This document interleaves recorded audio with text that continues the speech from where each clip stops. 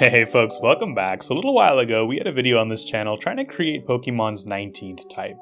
But in this video, we're going to take a step back, and instead think about how we would fix the existing type chart if we were only allowed to make one single change. We're going to be using the same math we used in that last video, and to quickly recap it, we said that if we want to measure the strength of each type in the game, we can solve this simple equation for X. P here is an 18 by 18 matrix, each type on the rows and each type again on the columns. Each value in this matrix is a measure of how likely a move of the row type is to beat a Pokemon of the column type. And these entries are designed to take into account both the offensive and defensive relationships in the type chart. We can simultaneously solve this equation for K and X, but at the end of the day we really just care about X, which is a list of 18 numbers, each one measuring the overall effectiveness of a type in the game. And this is the current ranking of types that we get. A number that's going to be really helpful for us today is to take the standard deviation of this list of 18 numbers, since that's going to give us a measure of the general fairness or unfairness between the types today.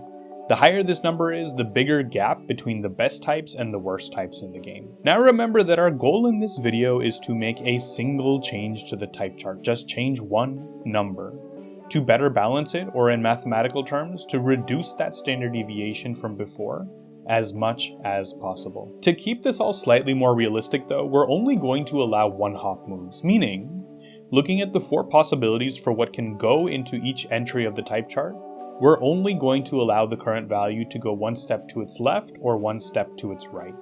This makes sure we can't do crazy things like change water being super effective against fire to just being half effective against fire. We can literally just go through all the possibilities here. There's only 589 of them after all, and we find that the single best change we can make to the type chart is, drumroll please, making poison deal half damage to steel. I really like this one because in addition to being mathematically optimal, increasing the fairness in the game by almost 10%, it also fixes one of my big issues with the type chart, which is that steel is currently immune to poison. I get it's going for how steel creatures couldn't be affected by biological toxins, but I mean, what about the fact that corrosion affects so many different metals? I feel like it's a valid correction to have poison deal at least half damage to steel. It was super cool to look at the ranking of types after this change. We see that the top 3 types stay exactly where they're at in the ranking.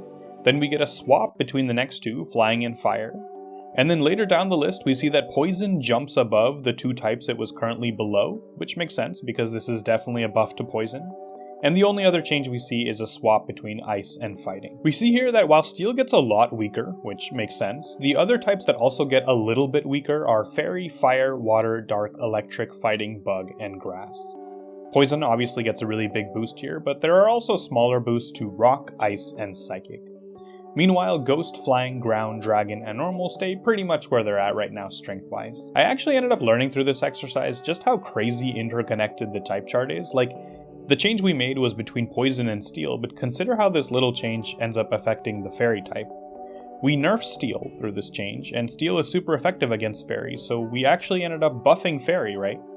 But hold on, we also buffed poison, and poison is also super effective against fairy.